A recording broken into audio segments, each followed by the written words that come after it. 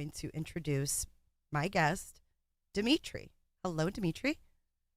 Hi, thank you so much for having me. It's a pleasure. Hey, it's a pleasure to have you. I mean, like I said, this is my first time getting to pick the brain of a real criminal defense lawyer. It's an honor to have you on.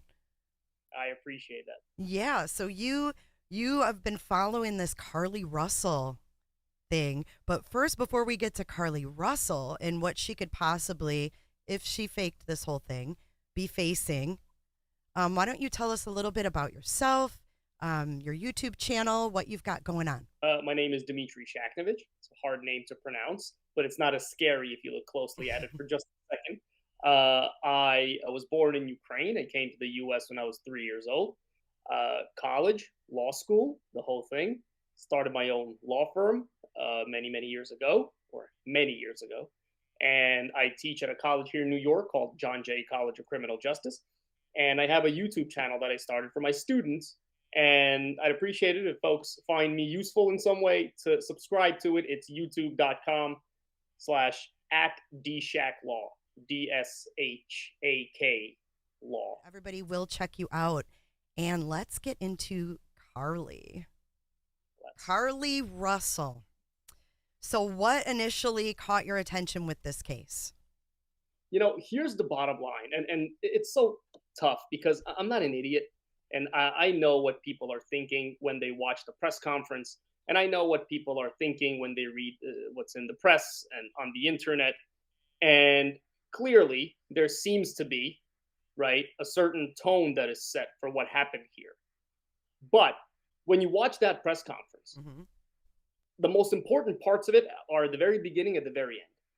Because at those 2 points, the detective with the purple suit, the very bright purple suit, he says that notwithstanding all this stuff, the investigation is ongoing. And that's tough for people to deal with, right? Because they want answers now. We live in a world now where everybody wants answers now, and information, and there's all this information out there, and everybody's talking about things. It's important for the process to work itself out.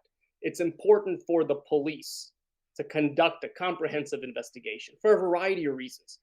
And so right now, very little is known. Obviously, the police investigative chief did conduct a press conference where he laid into some of the findings, but we're still very early on. And the police owe a duty to the victim, right? The alleged victim here is still Carlee Russell, right? And they are searching, right, to find whether or not she made any credible complaints. And they do that because if and when, and I know folks think it may be unlikely, but if and when somebody's arrested for this and charged and brought to trial, they have to make sure they gather the evidence and preserve the evidence the right way, right? And if they go talking to the media and doing things that satisfy the public urge, then they expose themselves to that possible issue, right? Last thing they want is to turn this case over to a prosecutor at some point. And again, it may never happen, but if they do, they don't want a defense lawyer to poke holes in this investigation based on all these outside factors. So that's their primary job, and they're doing it. Yes, and I'm so glad that you just said all that, because I think here in YouTube land, we lose sight that they really don't owe the public anything during an active investigation, right? That's exactly right. Not owing the public anything may be too strong, but the tone of what you said is exactly right. Their job is to conduct a comprehensive investigation. Be sure to check out my other videos and playlists for more true crime content. And if that's not enough, you can join our Patreon. Don't have a tinfoil hat? It's okay. We'll make you one. It's that easy. See you guys in the next video. See you later. Bye.